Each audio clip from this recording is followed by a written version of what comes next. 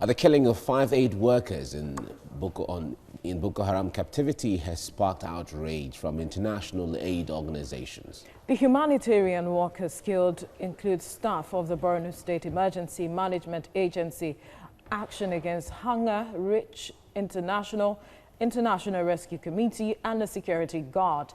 The workers were abducted by the terrorists and from different locations within the northeast while on official duties. Now, the abducted workers spent a month in captivity before their execution on Wednesday. The execution came after the insurgents demanded the sum of $500,000 as ransom for their freedom. Joining us via Skype from Lagos is public affairs analyst Dayo Lamuagu. Dayo, good morning. It's good to have you join us right now. This is really a sad time for everyone, especially when that video went viral and the story went round that those aid workers, were killed by their captors. Now, this is not the first time this is happening, and you talk to us basically what you feel about this. So for me, I think the incident was, very sad. Sad in the sense that because of how it was executed, the dastardly manner in which those aid workers were killed. Sad because this is against every non-humanitarian law in the world, every human right law in the world. Sad again because we're still monitoring Okwe. We're still monitoring Okwe that was not there yesterday. Sad because these killings are going on almost every day, from southern Kaduna to Katsina to all over the country. So it's a sad, and I think the kind of situation we have in Nigeria, where every day we record loss of lives of people, and yet we don't seem to have any result. Yet the government will come and talk and talk. But we are tired, and I think Nigerians are really tired. And somehow this killing must stop. And this is also sad because was it possible that this could have been averted? These people have been in captivity for a month or thereabout now. Now, could the Nigerian government have negotiated anything, since we were used to negotiation anyway? And so if you look at all of this, sad, and you look at the video going viral, you can't watch that video and remain your same self, especially if you're a human being. Let me quickly cut in now. Like you mentioned, there was a 1 month window. What do you think the government could have done differently to address the issue? Because like my colleague said, this is not the first time. And last year, about 12 of them were killed. I wonder what message this is sending. You see, again, it's pathetic because you're given a 1 month window. And you know you are interacting with an enemy that doesn't care. They don't have anything to protect. Boko Haram has been around. They don't have anything to. We have seen how they have been executing their plans and all that. So you don't want there's no way you could have been taking chances. And again, in the past, we have seen this government negotiated with Boko Haram. We have seen, abducted rescue from Boko Haram and through negotiation and all that. So the question I'm asking is, why won't the government do something? You have a whole of 1 month. How much are they asking for?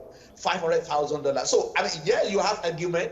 Maybe you don't want to be negotiating every time, but when lives are involved, and if you are clearly helpless, and how much are we talking about? And you are talking about the life of 5 people, and killing that manner. So I think clearly, I don't know how the people in the government cycle are reasoning, but clearly, if you ask me, we have that window of 1 month. Could we have negotiated their release somehow? Because the lives are precious. And in any case, if you look at it, because too many things to talk about here. Now, you have seen how Boko Haram operated over the years, how you negotiate aborting from them, how at the end of the day you say something, Boko Haram has repented and you abduct them, then you bring them to the site again.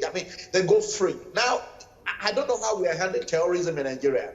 Is this the same template all over the world? Yes, I know there may be peculiarity in different regions. I mean, but then, how are we handling it in Nigeria? But clearly, if you ask me, I think the life of a human being, if it means so much to us, we could have done something in that 1 month period. Yeah, Dayo, the point that there has been a debate on the issue of paying ransom in cases like this, because that would technically mean fueling terrorists with money, giving them the resources to buy, to strengthen themselves, or fortify themselves, if you have to put it that way. So how do we balance that? Because the aid workers have to be released. But on the other hand, you don't want to give monies to a terrorist organization. Yes, I understand that point clearly, sir. But my concern here is, you see, again, it shows the value we place on human lives in Nigeria. And the question I ask myself, if it's the president's son that was involved, would they have negotiated? If it's the minister's son that was involved, if it's the governor's son that was involved, would they have negotiated? Maybe yes. But clearly you're looking at, we are not totally supporting negotiation, but we're saying if that is the last thing that you could do to save the life, you got to save them.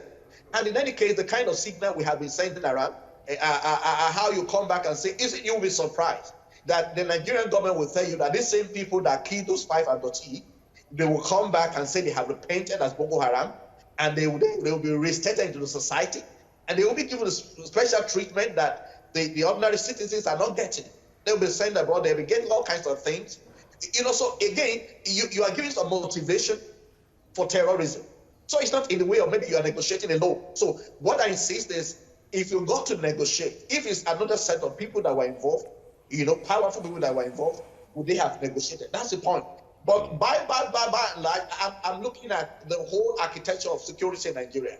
Every time it seems that we have made a step forward, then we make a 1,000 steps backwards again.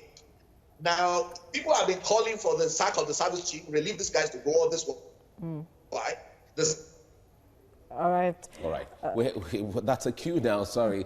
We were certainly waiting for you to drop that point you're making. Thank you so much, Dayo Lamuagu, for your time on the program. Now, aid workers are said to provide a vital lifeline for persons, especially in the northeast, that have been displaced by the security challenges bedeviling that region.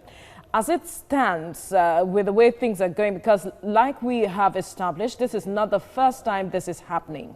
What is the implication for people who really need the aid, and how do we ensure we strike a balance if we are trying to ensure that those who need aid get the aid, and these people are safe as well? I think my guess could be as well as your own. We're talking about in the Northeast, where about 3,000 people, about 3 million people are currently being faced by hunger. I mean, they face the risk of going hungry, and about 2 million people are already displaced by these various insurgencies here and there, attacks here and there. So clearly, they need help. People need food. People need aids. But if this continues, although the UN has said this attack, that act will not deter them from doing their work, will not deter them from giving aid and help to the people. But clearly, if this continues, if this trend is not arrested, if as a worker I'm not sure I will come back when I go to those territories, I think I better resign that kind of job. So we're saying in the long run, and even in the immediate, if this is not arrested, it's not going to all go well for a region that is already under a threat. You can only see more death, either because of hunger, either because of sicknesses and disease. But clearly, it's a bad thing that we need to address, whichever way you want to address it as a country.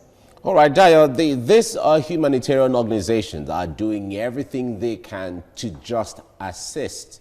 Now, with the killing of their staff, how do you think this is going to impact the work that they are doing when it comes to the continued passion and commitment to the lives and assignments in the Northeast?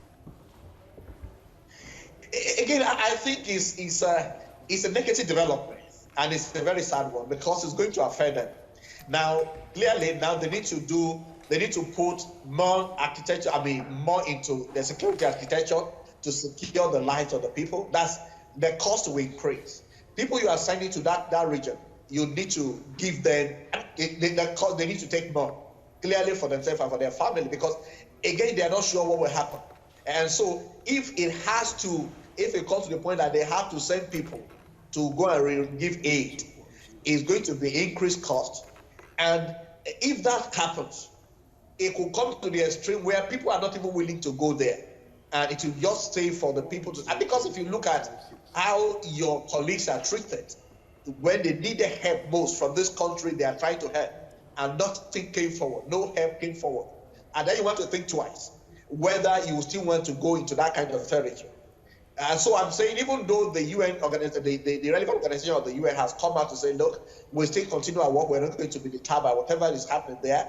But clearly, if you look at it deeper, it is going to affect the response. The